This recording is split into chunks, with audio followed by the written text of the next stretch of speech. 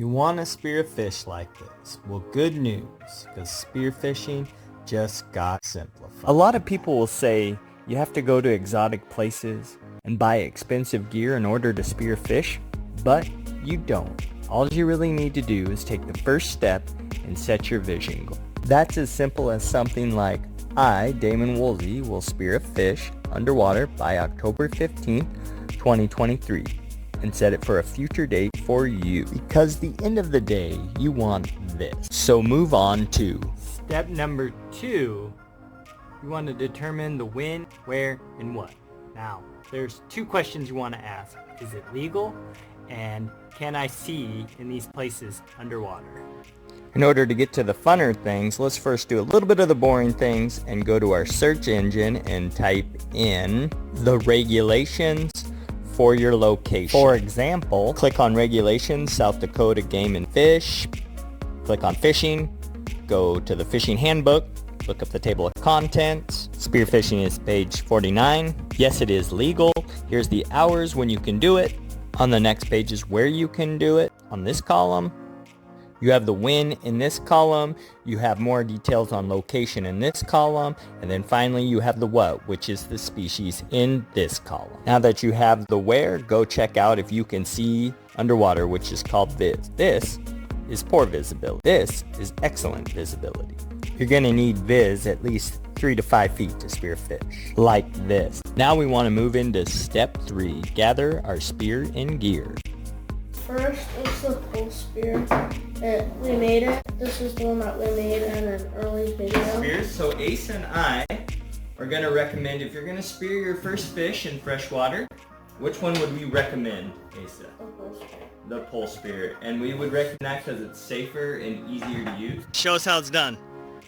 For gear, see all these circled? You do not need all that. All you really need is... So if you have a pair of old shoes and a pair of shorts, and you can purchase a mat for around $20 for our purposes, that's going to get you the gear you need to spear a Step fish. 4, safety. 7 things not to do. Okay? Are you okay? He's unconscious.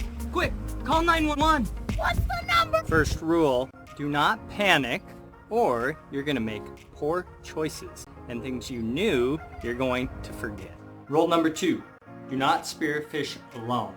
Always have a buddy, because if something goes wrong, you're going to need some help. Rule number 3, do not push your limits with your breath holds and your ability. Number 4, do not spear fish where there's high boat traffic.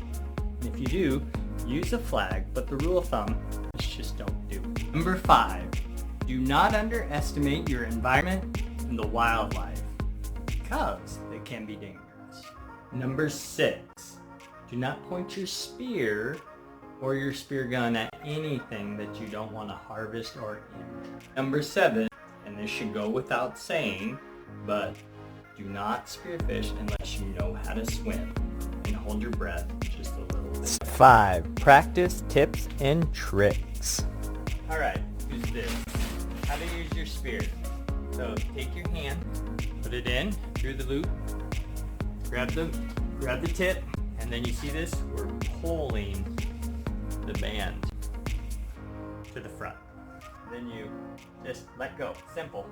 If you want to be a little safer, you can make your own little practice pole spear, and you can just practice. This is how you do it. You just point where you want it to go.